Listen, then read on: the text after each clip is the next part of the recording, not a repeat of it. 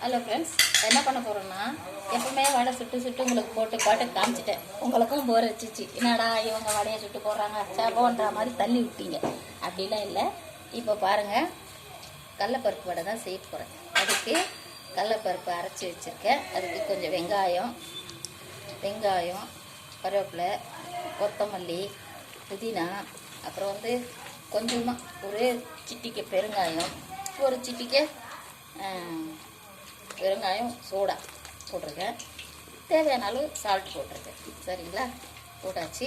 இப்போ என்ன பண்ண போகிறோம்னா நம்ம வடை போடுவோம். எப்படி போயிடும் பாருங்கள். எண்ணெய் காஞ்சிச்சா இல்லையான்னு பார்க்கலாம். எண்ணெய் காஞ்சிச்சு. இப்போ நம்ம போடுறதுக்கு தயாராக இருக்கு. நான் ஒரு பிளாஸ்டிக் கவர் வச்சுட்டேன் போடுறதுக்கு. இங்கே இது பண்ணிட்டேன். அதனால் கொஞ்சம் எனக்கு இந்த மாதிரி பண்ணுறதுக்கு தெரியாது. கவரில் போட்டால் டக்குன்னு போட்டுடுவேன். பாருங்க, வடை போட்டால் சொல்லிட்டேன்.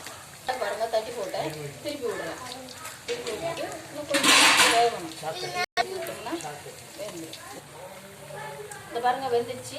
வடை என்ன எடுக்க வேண்டியது தான். செஞ்சாச்சு. சொல்லவா?